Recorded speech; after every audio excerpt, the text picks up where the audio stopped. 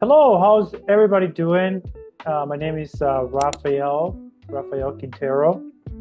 Um, Welcome back to this podcast, which the name is Bet on Yourself.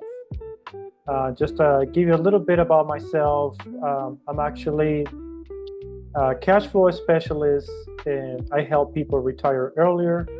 Also, I've been working for the last 20 years with the small business owners as a tax advisor.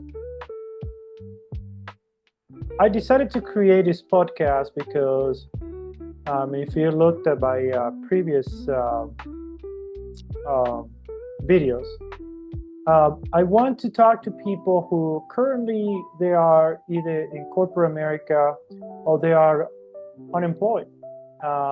Maybe they're thinking about starting their own business, and that could be a pretty scary thought.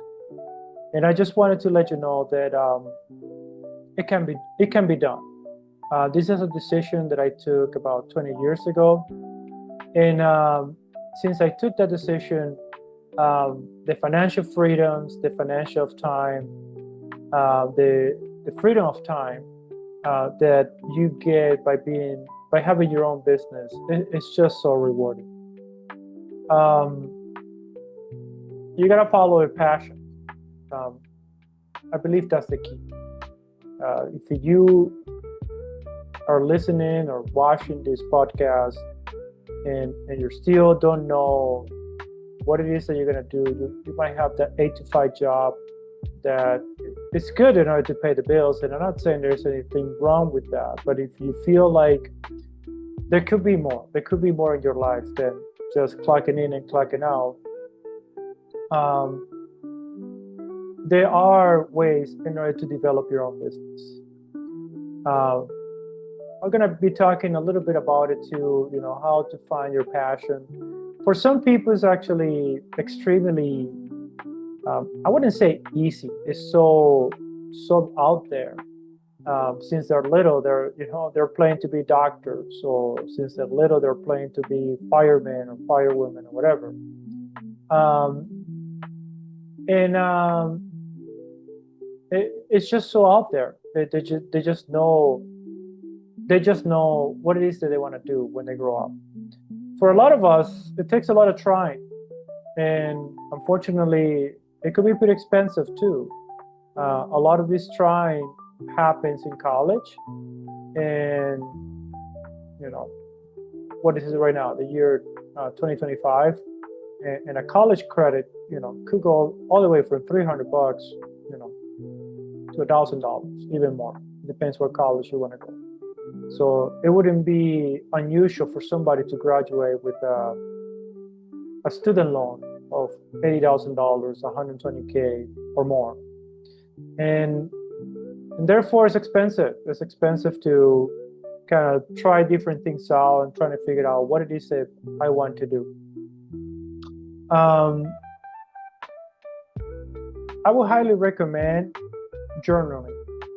If you probably are in high school or you're not in college yet, I would recommend to journal a couple times a day, in the morning or in the afternoon. Ideally, you want to do it twice. In the morning, right away, when your mind is nice and clear, and in the afternoon, when you're ready to go to bed. Why not?